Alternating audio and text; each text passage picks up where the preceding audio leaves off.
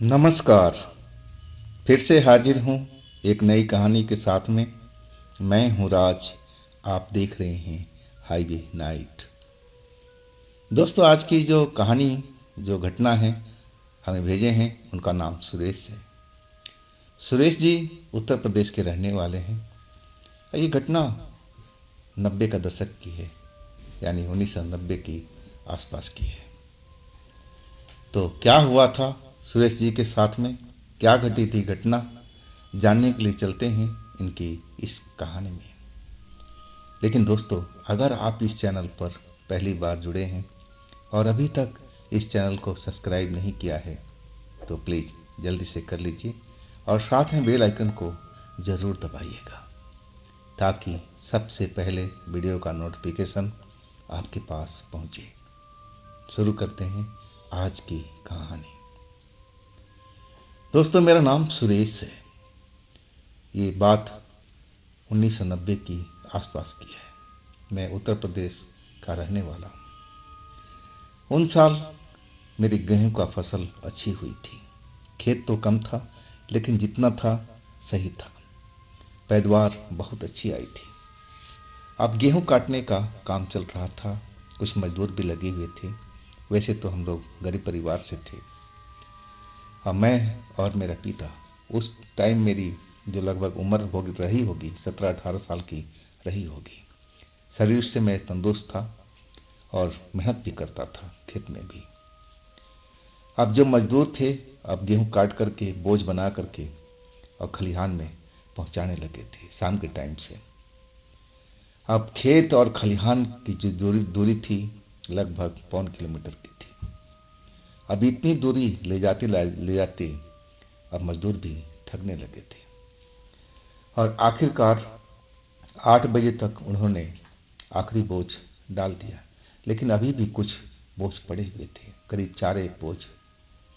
अब मेरे कहने पर भी वो नहीं मान रहे थे। वो कहने लगे कि हमने तो बहुत ज़्यादा ही मेहनत कर दिया है। इसके बाद वो लोग अपने घर चले गए। अब पिताजी तो खलिहान में थे। वो जो गेहूं का बोझ था उसको सेट करके लगा रहे थे। अब मैं पिताजी से बोला कि मजदूर तो पिताजी चले गए हैं, अब कुछ बोझ पड़ा हुआ है, 3-4 बोझ हैं।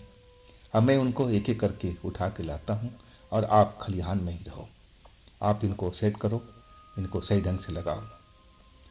और इसके बाद मैं वो बोझ उठा करके लाने लगा। लेकिन जो खेत और खलिहान की जो दूरी थी उसके बीच में एक बगीचा भी था, घना बगीचा। थोड़ा ही सा था लेकिन बेहद घना था। और उस बगीचा में अफवाह थी कि उसमें एक चुड़ैल दिखाई देती है। वो कैसा भी रूप बना लेती है। कभी बूढ़ी औरत बन जाती है, कभी कभी अधेड़ उम्र की हो जाती है, कभी जवान लड़की बन जाती है। और वो ज़्यादातर शिकार जवान लड़कियों को करती है। लेकिन जब से मैंने होश संभाला था, ऐसी बात आज तक मुझे कभी समझ में नहीं आई थी, ना दिखाई दी थी, ना सुनाई पड़ी थी। लेकिन गांव के लोग अक्सर ये किस्सा चटकारे ले लेकर सुनाते थे कि इस बगीचे में एक चुड़ैल है जो जवान लड़कों को ही पसंद करती है और जो अकेले देख लेती है तो उनके पीछे लग जाती है। उसका मनसा कुछ और ही होता है, मारना नहीं होता। ये सब अफवाह थी। गांव के लोग और लड़के भी इस बात को मजाक मजाक में दोहराया करते थे। हाँ, मैं इसको भी काफ़ी दिन से सुन रहा था, लेकिन मैं इन अफवाहों पर विश्वास करने वाला लड़का नहीं था और ना मैं भूत प्रेत पर यकीन करने वाला था। मैं तो भगवान को मानने वाला था। वही मैं बोझ उठा करके खेत से चलने लगा था। अब लास्ट बोझ जब बचा ना, तो काफ़ी रात हो गई थी। 9 से ऊपर का टाइम हो गया था। अंधेरा हर तरफ फैला हुआ था। खेतों में गिद्धड़ों की आवाज़ सुनाई दे रही थी। झिंगर की आवाज़ जैसे म्यूजिक बजा रहे हो।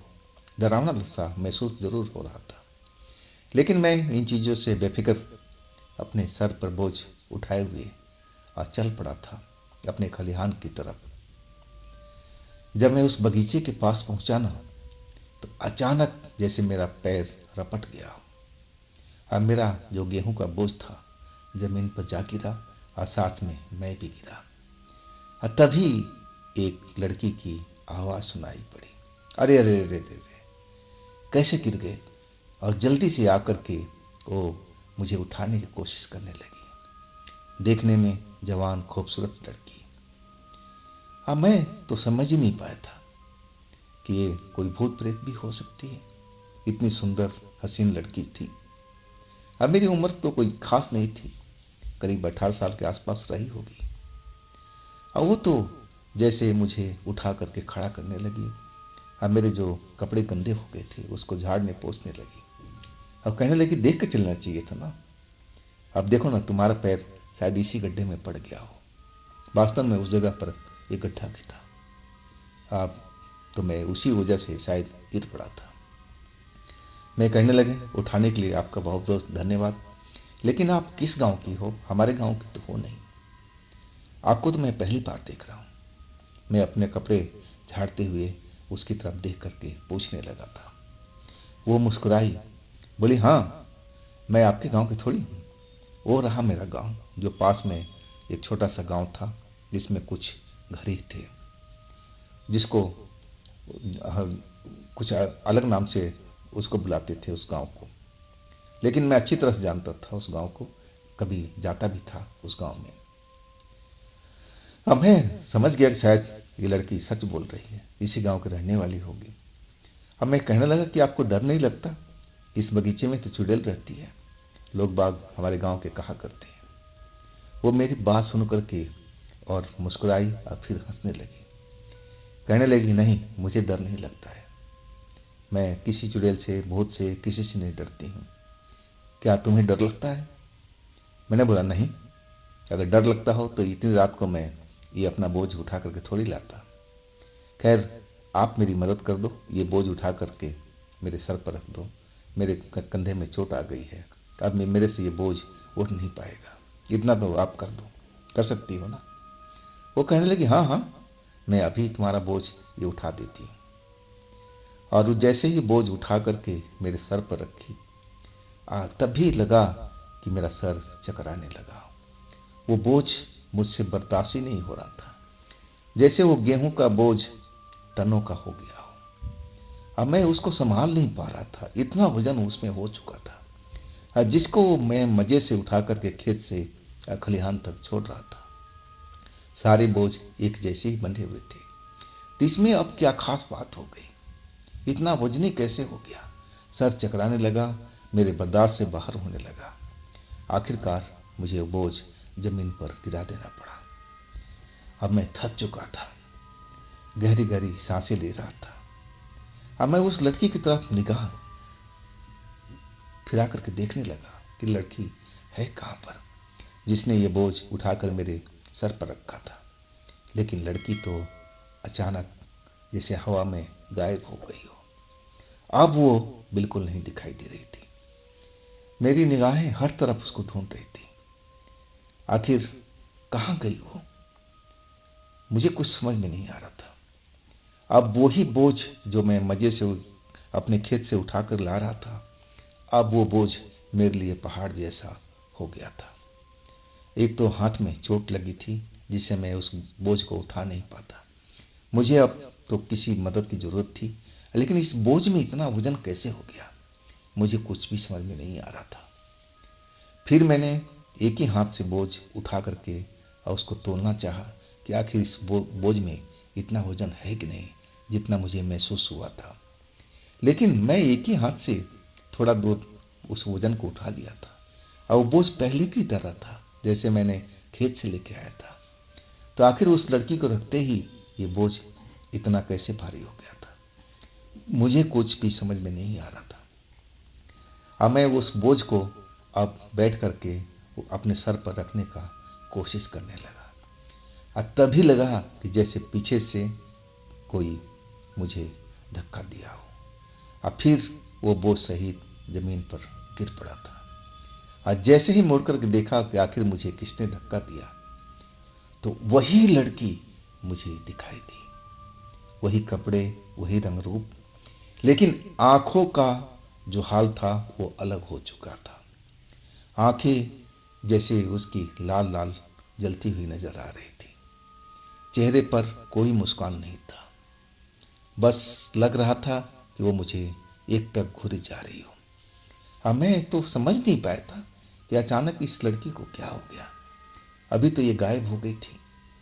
मैं दूर दूर तक देख लिया लेकिन वो नजर नहीं आई, और अचानक कहाँ से ये प्रकट हो गई। इसकी ये हुलिया कैसे बदल गया है, इसकी आंखों में ये लाल लाल रोशनी कैसी क्यों दिखाई दे रही है। अब कुछ समझ में नहीं आ रहा था। अब तभी वो लड़की एकदम गुर्राने से लगी थी। अब गुर्राह के जैसे कोई शेरनी झपटती हो अपने शिकार पर, और वैसे ही मेरे साथ में उसने किया था। वो तो लगभग मुझे जमीन पर गिरा करके अब मेरे सीने पर सवार हो गई थी। अब वो मेरा गला को दबाई जा रही थी। अब कुछ ही देर में लगने लगा था कि मेरा दम घुटने वाला है, दम घुटने वाला है। अब मैं अपने ऊपर से उसको धकेलने का भरपूर कोशिश कर रहा था। अब बोलते जा रहा था कि ये तुम क्या कर रही हो, ये क्या कर रही हो, ये क्या बदतमीजी है। लेकिन वो मेरी बात को सुन नहीं रही थी। जंगली जानवर की तरह गुर्राते हुए अब वो जैसे मेरा गला दबा करके मुझे मार देना चाहती हो। तभी मेरे पिताजी की आवाज सुनाई पड़ी। मेरा नाम लेकर के पुकारते हुए आ रहे थे, सुरेश बेटा, सुरेश बेटा, कहाँ पर हो तुम, कहाँ पर हो तुम। जैसे ही आवाज वो सुनाई पड़ी मेरे पिताजी की, वो चुड़ैल जो मेरा गला दबा रही थी ना, अचानक रुक गई और उस तरफ देखने लगी जिधर से मेरे पिताजी आ रहे थे। अब फिर उसी बगीचे में वो दौड़ पड़ी थी और देखते देखते वो अंधेरे में गायब हो चुकी थी। मैं अभी अपने सांस को नियंत्रित करने का कोशिश कर रहा था। सांस लेने में बड़ी कठिनाई हो रही थी, गले में दर्द हो रहा था। शायद जो मेरा गला घोंट रही थी इसी वजह से ये सब हो रहा था। और तब तक पिताजी आवाज़ लगाते लगाते करीब पहुंच गए थे। अब मुझे इस हालत में देख करके एकदम भौचक्के के रह गए थे। वो कहने लगे, सुरेश क्या हुआ तेरे साथ में, क्या तू गिर गया था यहाँ पर। मेरी तो आवाज़ ही नहीं निकल रही थी कुछ पल तक। मैं कुछ बताने की कोशिश करता लेकिन गले से आवाज़ नहीं निकल रही थी। तब पिताजी बोले, घबरा मत, चल यहाँ से, मैं बोझ उठा लेता हूँ। और वो बोझ मज़े से वो उठा लिए थे सर पर रख करके, और कहने लगे, सुरेश तू आगे आगे चल बेटा। अब मैं आगे आगे और पिताजी पीछे पीछे। तब तक मैं कुछ भी नहीं बता पाया था पिताजी से। अब मुझे लग रहा था कि वो लड़की आसपास में कहीं है, वो मुझे घूर रही है, देख रही है। शायद वो मुझे पकड़ना चाहती हो, लेकिन अब मेरे पिताजी मेरे साथ में थे और हम लोग खलिहान में पहुंच गए थे। खलिहान में पहुंचने के बाद पिताजी ने बोझ को संभाल कर रखा और तब मेरी गले से आवाज़ निकली थी। मैं बताने लगा कि पिताजी मेरे साथ में क्या घटना हुई है। मेरी वो बात सुनकर के पिताजी को ज़्यादा हैरानी नहीं हुई, डरे हुए जरूर थे, लेकिन वो कहने लगे, बेटा मैं तुझे बताना भूल गया था, इस बगीचे के अंदर में एक दुष्ट आत्मा घूमती रहती है।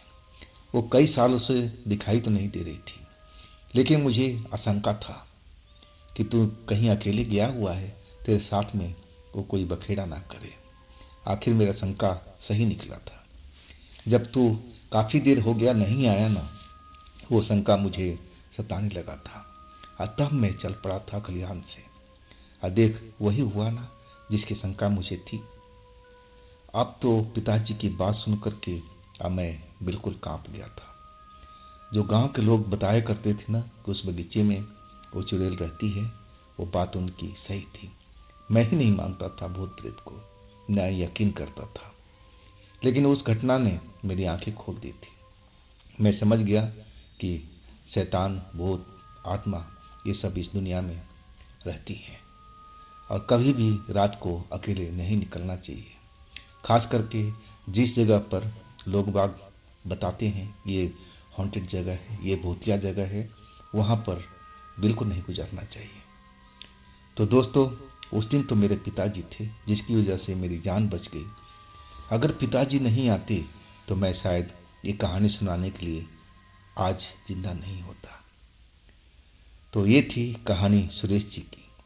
अगर आपके पास भी ऐसी कोई घटना है जो आप मुझे बताना चाहते हैं तो आप मुझे इंस्टाग्राम पर या मेरे व्हाट्सएप नंबर पर अपनी घटना, अपनी कहानी को शेयर कर सकते हैं। दोस्तों, ये भी चैनल आप ही का है, तो इसको भी अपना प्यार दीजिए, लाइक कीजिए, सब्सक्राइब कीजिए, शेयर कीजिए। अब फिर हम मिलते हैं अगले रोज एक नई घटना, एक नई कहानी में। आप लोग अपना ख्याल रखिएगा।